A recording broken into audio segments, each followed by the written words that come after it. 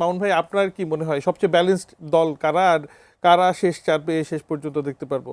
Spain আর France. কারণ এই long long টাইমের ম্যাচে আপনার লং ওয়ার্ল্ড কাপে আপনাকে স্কোয়াডে নট অনলি 11 প্লেয়ার বা একটা প্লেয়ারকে নিয়ে আপনি চ্যাম্পিয়ন হতে পারবেন। আপনাকে স্কোয়াড হইতে হবে স্ট্রং, 23 জন, যাকে আপনি নাম যে খেলবে তার থেকে বেটার প্লেয়ার আপনাকে বেঞ্চে থাকতে হবে। অবশ্যই। এখন আপনি কোশ্চেন করতে পারেন কেন বেটার প্লেয়ার বেঞ্চে থাকবে। বেটার প্লেয়ার সে তখন প্রমাণ করবে যে খেলছে তাকে চেঞ্জ করার পর যখন তাকে নামায় তার পারফরমেন্স যদি তার থেকে ভালো হয়, দ্যাটস ওয়াই বেটার প্লেয়ার বলা হয়। যে বেঞ্চে যারা বেটার প্লেয়ার থাকবে, যারা খেলবে তার থেকে যদি বেটার প্লেয়ার বেঞ্চে থাকে, দ্যাট টাইম আপনার ওই স্কোয়াডটা খুব স্ট্রং থাকে। যেটা বললো ফ্রান্স আর স্পেনের ক্ষেত্রে এটা হলো সেম।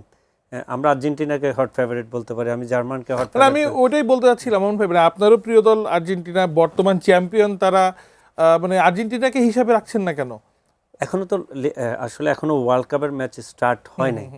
যারা খেলছে আর যারা খেলছে না, খেলার মধ্যে আমাকে যদি আপনার যারা খেলে ফেলছে তাদের মধ্যে যদি জিজ্ঞেস করেন যে কোরিয়ার খেলা আমার খুব পছন্দ হয়েছে, আজকে সকালে ইউএসের খেলা দুর্দান্ত, যে তারা ইউএসএ আপনার সারপ্রাইজ কিছু করতে পারে, ইউএসএর খেলা দেখে মনে হয়েছে, আমার কাছে পার্সোনালি মনে হচ্ছে মানে বড় দলকেও চমকে দিতে পারে। ইউএসএ করতে পারে, কারণ ওর স্টাইল, প্লেয়িং স্টাইল দেখে। এখন যখন আর্জেন্টিনা মাঠে, স্পেন ফ্রান্সকে আমরা ইউরোর খেলার মধ্যেও দেখেছি, কিছু ফ্রেন্ডলি ল্যাতিনগুলি দেখা হয় না, কারণ তাদের খেলা সকালে হয়। আপনি তখন তাদের খেলা যখন দেখেছি তখন আপনি স্কোয়াড বলেন, প্লেয়াররা সবাই ইংলিশ লিগ, স্প্যানিশ লিগ খেলতেছে, ফ্রান্স লিগের one of the best player সব লিস্ট যদি আপনি করেন। মামুন ভাই, এই গত বিশ্বকাপের কথা আমার যতটুকু মনে আছে, মানে একেবারে পাঁড় ভক্ত ছাড়া আর্জেন্টিনা বা ব্রাজিলকে তো আসলে ওইভাবে বলে নাই কেউ।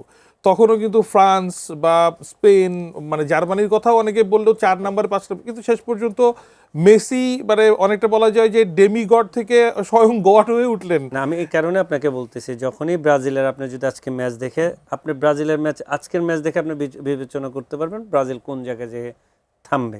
সেম জিনিস প্রত্যেকটা ম্যাচ দেখার পর আপনাকে, ফুটবল অনিশ্চিতের খেলা, আপনাকে ম্যাচে প্রত্যেক দিন আপনার ভালো যাবে না, যে কোনো একদিন আপনার খারাপ যাবে যে কোনো টিমের।